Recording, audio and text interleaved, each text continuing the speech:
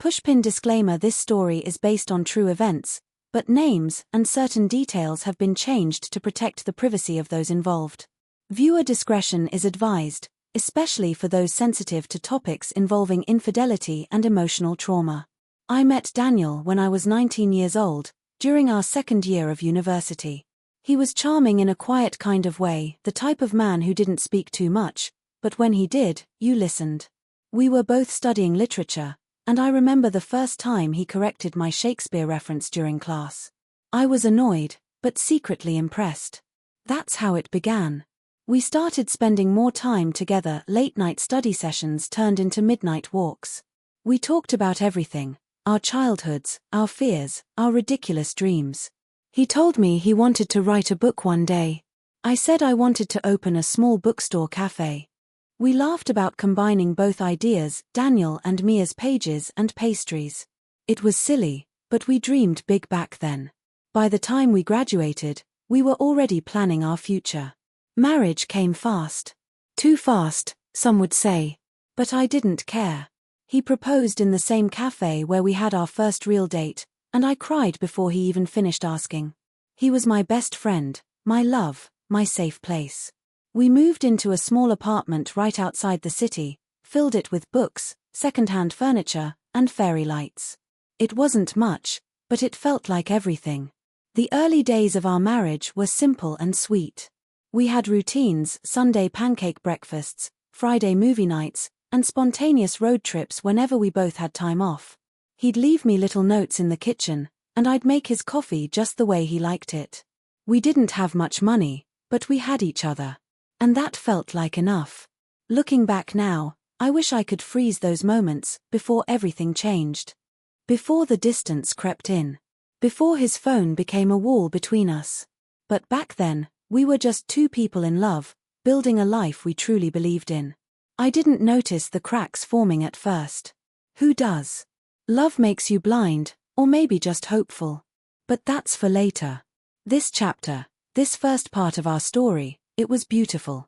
And no matter what came after, I'll always be grateful for those early years: the laughter, the dreams, the quiet mornings holding hands, and the feeling that I had found the one.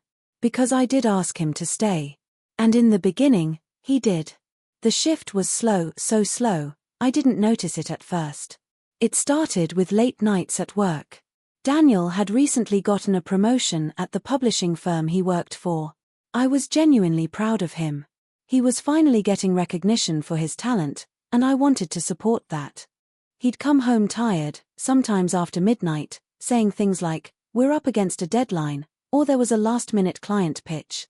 I believed him. Why wouldn't I? But slowly, our routines began to change. Sunday pancakes turned into reheated leftovers. Friday movie nights became evenings where I'd wait alone on the couch, staring at the door, checking the time. The notes he used to leave in the kitchen stopped appearing. Even his coffee mug, my tiny daily gesture of love, would sit untouched on the counter. He said he didn't have time to drink it anymore. He was always elsewhere. His body was in the apartment, but his mind was somewhere else. I'd talk, he'd nod. I'd ask questions, and he'd give one-word answers. I tried to brush it off at first, telling myself that work stress can make anyone distant. "This is temporary," I whispered to myself more than once. "He's just overwhelmed." But then came the silences, the kind that fills a room and makes your skin crawl. We'd sit across from each other during dinner, chewing in silence, the TV murmuring in the background just to kill the awkwardness. He'd scroll on his phone under the table. I'd pretend not to notice. But I did. And every time, a piece of me chipped away. I started to feel like a ghost in my own home. I would talk to him, and he would nod without looking. I would hug him, and he would pat my back like he was comforting a colleague. No passion. No warmth. Just obligation. One night, I tried to bring it up. "Daniel, are we okay?" I asked softly, sitting beside him on the couch. He didn't even look away from his phone. "Yeah, just tired. Work's been hell." I stared at him, wondering where the man I married had gone. The one who used to pull me close during storms and whisper stories in the dark. The one who once said I was his home. And yet, even as all this was happening, I kept making excuses for him. I convinced myself he just needed time. I bought candles to reset the mood, made his favorite meals, even planned a weekend getaway. But he always had a reason to say no. That's when I started questioning myself. Was I not enough anymore? Was I doing something wrong? But the worst part wasn't the doubt. It was the growing fear that maybe, just maybe, he had already left me. He just hadn't packed his bags yet. They say your gut always knows. Even when your heart is trying to protect you, your instincts whisper truths you're too afraid to face. It started with his phone. Daniel had never been secretive with it before. We both used to leave our phones lying around the house. No passwords. No hiding. But now, he would take it with him everywhere, even to the bathroom. I told myself, it's normal. People care about privacy. But this wasn't privacy. This was secrecy. Then there were the calls he'd answer in the hallway, speaking in a hushed tone. The quick flick of the screen when I entered the room. The way he suddenly started wearing cologne to work again, something he hadn't done in years. These weren't loud signs, but they were sharp enough to pierce the silence between us. One afternoon, I decided to surprise him at the office with lunch, his favorite, from that little Thai place we used to love. I was excited. Maybe this could remind him of us. Of how we used to be. But when I arrived, the receptionist looked confused. Oh, Daniel. He left for lunch a while ago with Alyssa. I froze. Alyssa. The new assistant he had casually mentioned a few weeks ago. Just once. I remember it so clearly now. She's sharp, he had said. Knows how to handle pressure. I stood there holding the warm bag of food in my trembling hands, smiling awkwardly, pretending it was no big deal. But inside, my world had cracked open. That night, I didn't say anything. I placed the untouched Thai food on the counter and quietly went to bed. He came home 2 hours later, said something about traffic, kissed my forehead like a stranger, and went straight to sleep. I couldn't sleep. I lay there beside him, eyes wide open, heart pounding. The doubt was no longer just a whisper, it was screaming. The next morning, while he was in the shower, I did something I never thought I would. I checked his phone. My hands were shaking. The passcode hadn't changed. Inside, I found exactly what I feared. Messages. So many messages. Flirty texts. Inside jokes. Complaints about work followed by, at least I get to see you. Then there were the photos. Smiling selfies. A picture of her holding a coffee cup that looked just like the one I used to prepare for him.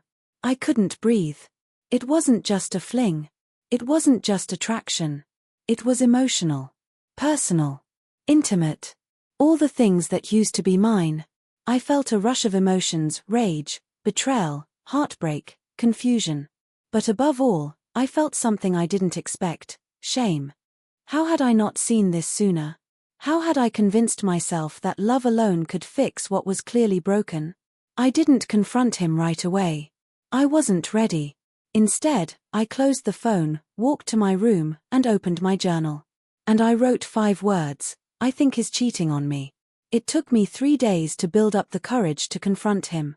3 days of pretending everything was fine.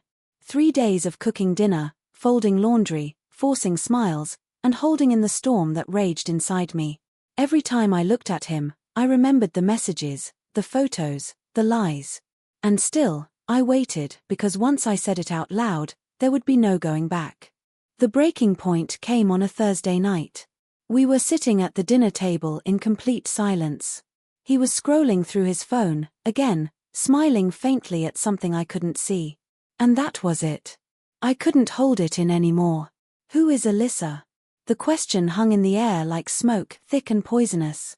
He looked up, startled, trying to act confused. Huh? What do you mean? You know exactly what I mean. My voice didn't shake. I was proud of that. I know. I saw the messages. The pictures. I know. There was a long pause. His eyes darted around the room like he was searching for a way out. And then he said it, the worst, most cowardly thing he could have said. It's not what you think. I almost laughed. It was such a textbook lie. I stood up, my heart pounding. Then tell me what it is. Daniel. Because from where I'm standing, it looks like you've been having an affair. Emotional, physical, I don't even care which. You lied to me. He didn't deny it after that. He didn't try to gaslight me or make excuses. Instead, he just deflated. He slumped in his chair like all the fight had left his body. It just happened, he whispered. I didn't mean for it to go that far. I was lonely, you were distant, we were always arguing. She listened. She made me feel seen. That hit me like a slap in the face. I was distant. I repeated. You ignored me for months. You shut me out. I begged you to talk to me. I planned dates, made your favorite meals, sat next to you every night hoping you'd notice I was breaking. And I was distant. He looked away. I could see the guilt rising, but it didn't matter anymore. I don't want to lose you, he said softly. I'm sorry. I'll cut it off. I'll do anything. And here's the part that hurts the most. I believed him. I stood there, heart torn apart, and I said the words I now regret more than anything. Then stay. If you're really sorry, if you're really willing to fix this, then stay. And he did. He stayed. But what I didn't know then was that staying doesn't always mean being loyal. Sometimes, staying is just another form of lying. After the confrontation, something shifted, at least on the surface. Daniel stayed. Just like I asked. He cut off contact with Alyssa, or so he claimed. He promised to rebuild what we had broken. And I wanted to believe him. Because despite everything, despite the betrayal and the pain, I still loved him. That was the hardest part. We started couples therapy. At first, it was awkward, filled with long silences and stiff apologies. But over time, the walls between us began to lower. Or maybe I just wanted to believe they were. He started coming home on time again. No more secretive phone calls, no more disappearing acts.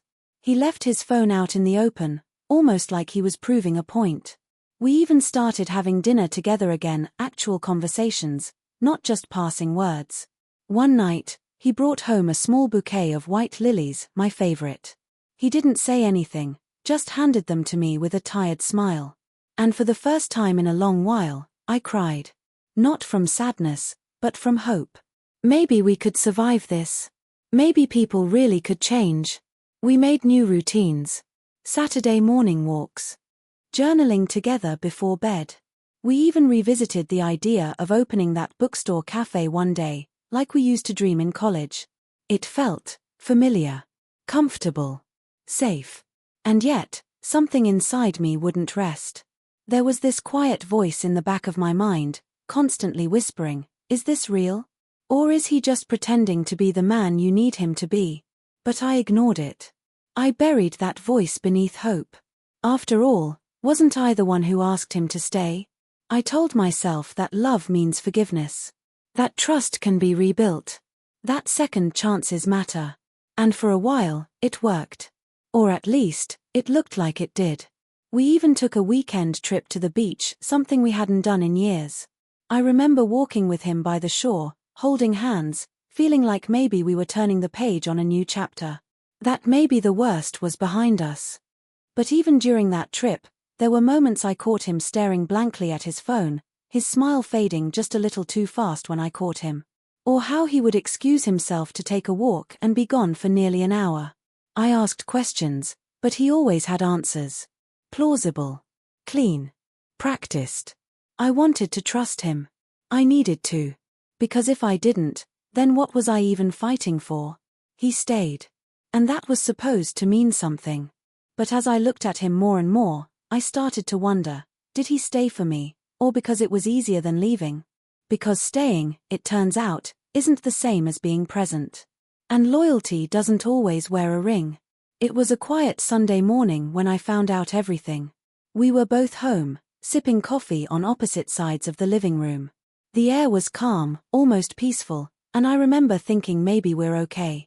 Maybe this is finally over. But fate has a cruel way of showing you the truth exactly when you're most convinced it's behind you. His phone buzzed on the table. Just once. No name, just a heart emoji and the words, I miss you. I froze. He didn't notice.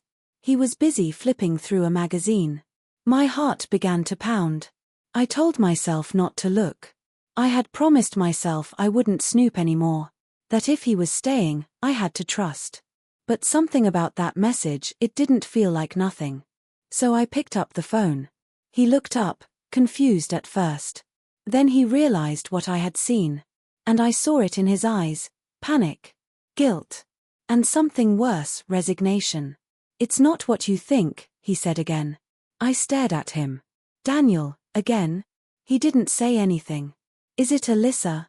I asked, my voice barely audible. He shook his head slowly. "No. It's someone else." The floor disappeared beneath me. All this time. All this pretending. All those therapy sessions, the notes, the flowers, the beach trip, it was all a performance. A cover. While I was healing, he was rehearsing. "How long?" I asked. He didn't answer. "How long?" 3 months, he whispered. 3 months. While I was learning to forgive, he was out building new lies. I laughed. It was a bitter, hollow sound. So what was I? Just a backup plan? A comfort zone? He looked at me, and for the first time, he looked tired, not just physically, but emotionally drained. "I didn't want to hurt you," he said. "You didn't want to hurt me?" I snapped. "You already did. You destroyed me once and then you did it again, while holding my hand, pretending you were fixing it." He tried to reach for me, but I stepped back.